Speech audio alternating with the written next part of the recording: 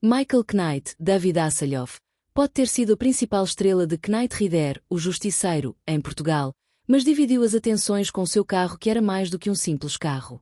Falamos do KITT, que vai ser o protagonista na rubrica Estrelas de 4 rodas. KITT era um carro com recursos avançados de inteligência artificial, idealizado numa era em que estava longe de se imaginar a real medida em que estas tecnologias viriam a ser implementadas no futuro. A série original foi exibida de 1982 a 1986, antes de resultar em filmes, jogos de vídeo e reboots de pouco sucesso. Era uma autêntica personagem humanizada, falava, ajudava e exibia companheirismo e emoções para com Michael Knight enquanto a dupla combatia os criminosos. Uma coisa ainda não se conseguiu replicar, um revestimento altamente tecnológico, tornava KITT praticamente indestrutível. A história do KITT.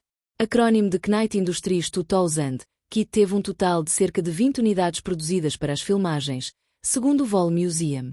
O desenho foi de Michael Sheff, especialista em personalização de automóveis. A maioria dos exemplares foram destruídos depois do fim da série, mas há 5 que sobreviveram e foram construídas outras réplicas. Nem todos na Pontiac viam com bons olhos a inclusão de um modelo na série. O mesmo museu escreve no seu site que o diretor de promoção da altura, Jim Graham, foi cético quanto ao potencial sucesso do Justiceiro e não queria o modelo associado.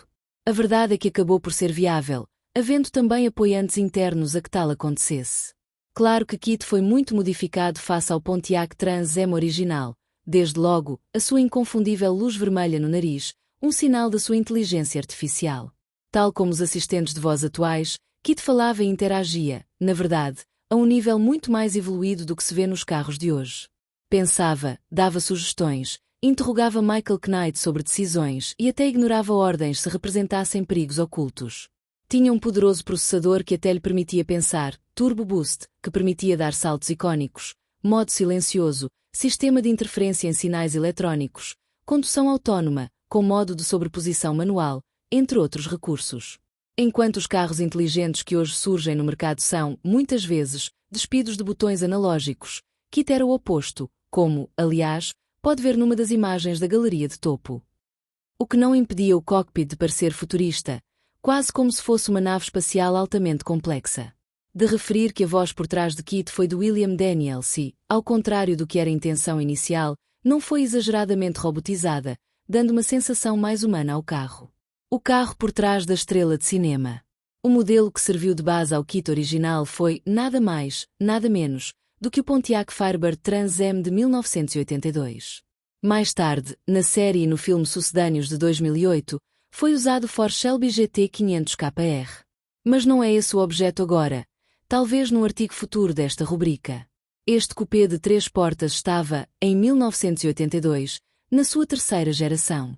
Os 2 motores mais potentes da gama eram V8 de 5,0 litros, um deles associado a caixa manual de 4 velocidades ou automática, e outro com injeção Crossfire apenas com transmissão automática. A potência podia atingir os 145 ou os 165 cavalos.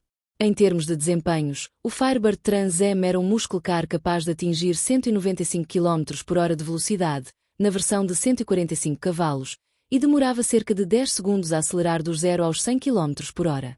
À época, segundo o site Ausstafworks, o preço de entrada era de $9.658. O automóvel contava com um desenho aerodinâmico, apresentando um coeficiente de arrasto de 0,342, informações constantes de brochuras oficiais da época, conforme consta de um anúncio da época. Havia, igualmente, amortecedores McPherson à frente. A dianteira afiada, os faróis retráteis, as grelhas horizontais, as jantes que fazem lembrar uma turbina ou a pequena asa traseira na porta da bagageira eram alguns dos elementos de design característicos. As linhas eram angulares, algo particularmente comum nos coupés dos anos 1980. O interior, luxuoso e desportivo, tinha controlador elétrico dos espelhos retrovisores, puxadores das portas embutidos e bancos em couro. O Pontiac Firebird de 1982 surgiu, igualmente, numa versão descapotável. Os dados que nos foram possíveis de apurar, veiculados pelo Pontiac Club Norway, indicam que foram comercializados 52.962 Trans Am, enquanto o Pontiac Firebird de 1982 entre todas as suas versões somou 116.364 unidades vendidas.